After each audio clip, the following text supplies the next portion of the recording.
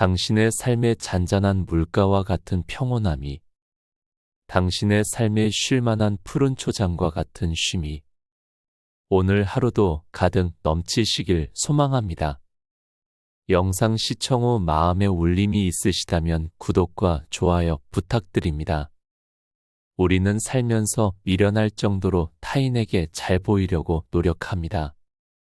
부당한 대우를 받아도 모욕을 당해도 좋은 게 좋은 거지 라면서 웃으면서 넘어가는 경우도 많습니다. 내가 숙이고 들어가거나 실실거리고 꼬리를 흔들어야만 유지되는 관계라면 되돌아봐야 합니다. 특히나 나에게 금전적으로 혹은 다른 이유로든 아무런 이익이 없는데도 이런 관계라면 끊어내야 합니다.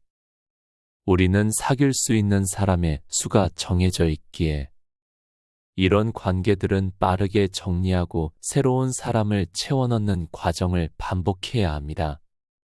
그래야 내 주변에 선하고 마음이 맞는 사람들로 채워낼 수 있는 것입니다.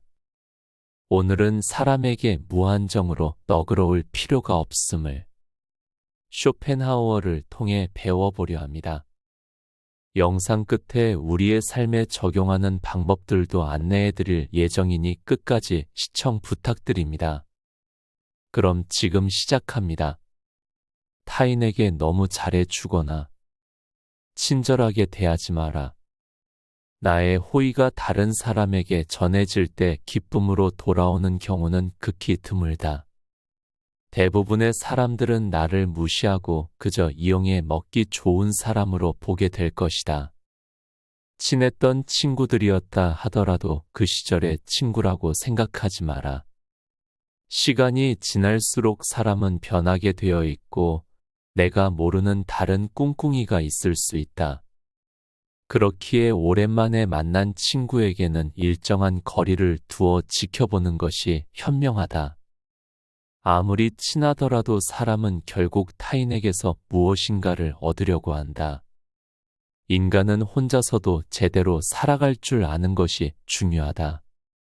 혼자 있을 때의 시간을 알차고 제대로 즐길 줄 아는 사람이라면 어떤 일이 펼쳐져도 두려울 것이 없다. 모든 상황과 문제가 있을 때 인간은 자기 자신에게서 답을 구해야 한다. 약간의 근심 보통 고난은 누구에게나 필요한 것이다. 바닥에 짐을 싣지 않은 배는 안전하지 못하여 제대로 항해를 할 수 없다. 결국 인간의 행복과 불행은 무엇으로 자신의 마음을 가득 채우느냐에 달려 있다. 경계심을 항상 가지고 있는 것이 지혜롭다. 개인적인 비밀을 사람들 앞에 드러내지 마라. 개인적인 비밀을 남들에게 털어놓을 필요가 없다. 좋은 비밀은 질투를 불러일으키고 나쁜 비밀은 상황이 나빠지면 결국 나에게 약점이 되는 법이다. 따라서 개인적인 비밀은 마음속 깊이 숨겨 두어야만 한다. 아무리 친한 친구에게도 객관적인 자기 모습만 보여주는 것이 좋다. 주관적으로 바라보면 친구도 결국 남이기 때문이다. 적에게 알려서 안 될 일은 친구에게도 알리지 말라. 비밀을 지키면 내가 주인이 되지만 비밀을 고백하면 노예가 되고 만다. 그리고 평화의 열매는 결국 침묵의 나무에서 열리는 법이다. 말이 많으면 말 실수가 느는 법이다.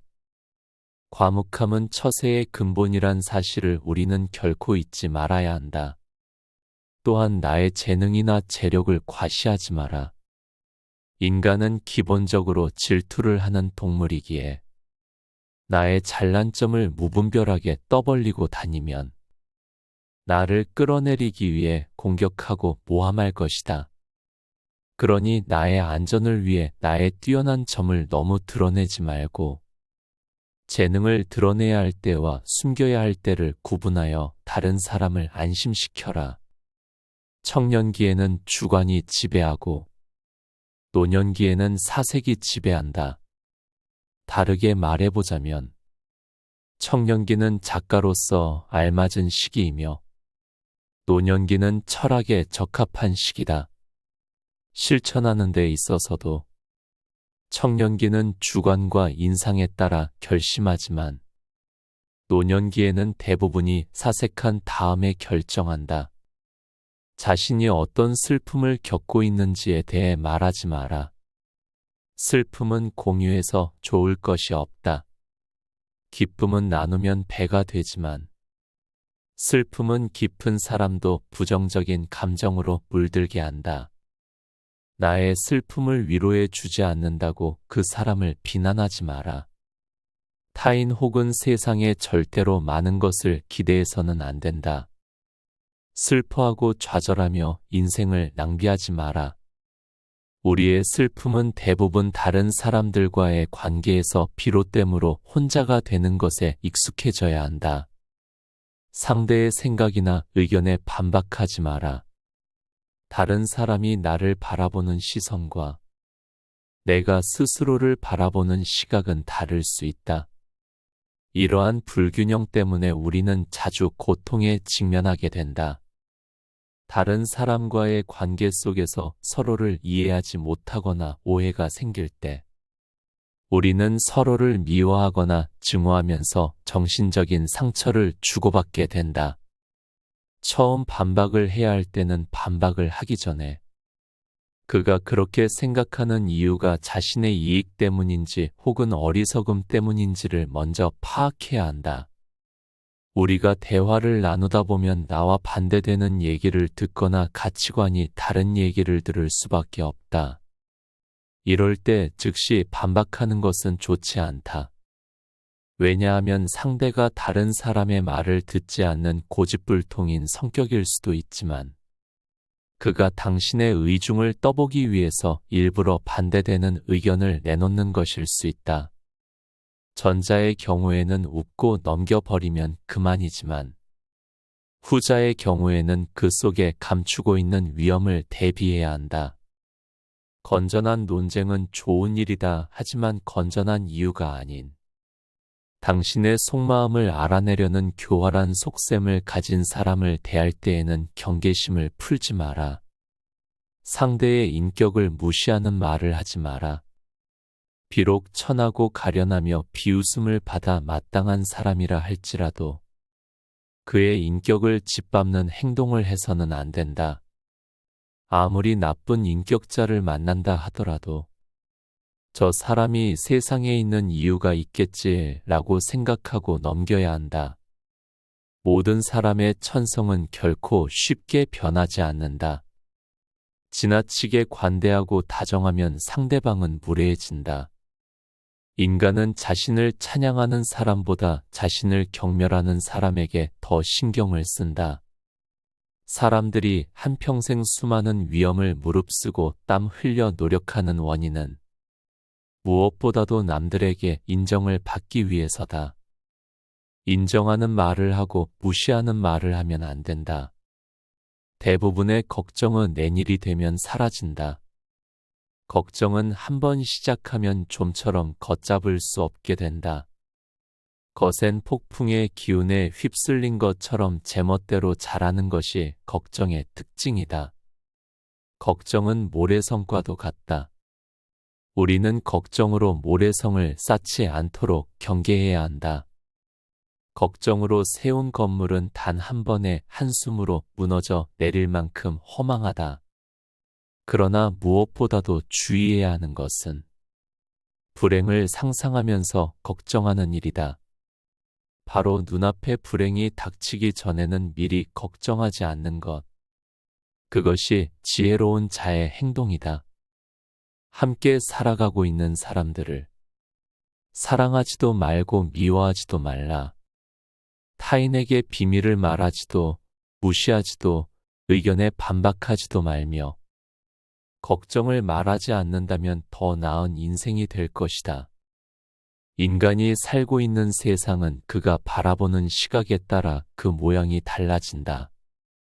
물고기에게는 물속이 새에게는 공중이 두더지에게는 땅속이 행복한 것처럼 자기에게 맞는 행복이 있는 것이다. 혼자 있을 때에만 진정한 자신이 될 수 있다. 우리의 슬픔은 대부분 다른 사람들과의 관계에서 비롯된다. 우리는 다른 사람들과 같아지기 위해 우리 인생의 대부분을 낭비한다. 사람들의 눈높이에 나를 맞추려는 데서 모든 불행이 시작된다. 나는 어쩔 수 없이 나다. 내가 나를 부끄러워하지 않는다면 사람들도 나를 부끄러워하지 않게 될 것이다. 날마다 규칙적인 운동을 하고 음식을 절제하라. 실패할 것이라고 예상되는 상황에 처해 있더라도 한 가닥의 희망이 보인다면 결코 절망하지 마라. 시커먼 먹구름이 하늘을 뒤덮고 있더라도 한쪽 구석에 작지만 밝은 빛이 새어나오고 있다면 그대여 결코 희망을 버리지 마라. 아무리 작은 빛이라 하더라도 그 빛은 세상을 환하게 비춰줄 수 있으며 우리의 앞길을 열어줄 수 있다. 오늘은 노예로 살지 않고 내 삶의 주인으로 사는 방법에 대해 배웠습니다. 결국 내 삶의 주인이 되는 법은 온전히 나의 삶이라는 것을 인지하고 받아들이며 혼자만의 시간을 제대로 보낼 줄 알아야 한다는 것입니다. 타인의 기분을 맞춰주기 위해 꼬리를 흔들고 감정을 상하지 않게 하기 위해 나 자신을 죽이는 어리석은 일을 반복하지 않기를 바랍니다. 내 주변에 악하고 유익이 없는 관계는 빨리 끊어내야 선하고 착한 사람들로 채워질 것입니다. 또한 내가 이러한 악한 사람이 되지 않기 위해 오늘을 정진하고 되돌아보시길 바랍니다. 그런 오늘이 모여 내일이 되고 결국 우리의 인생이 될 줄 확신합니다. 지금까지 잔잔한 물가 쉴만한 초장이었습니다. 시청해 주셔서 감사드립니다.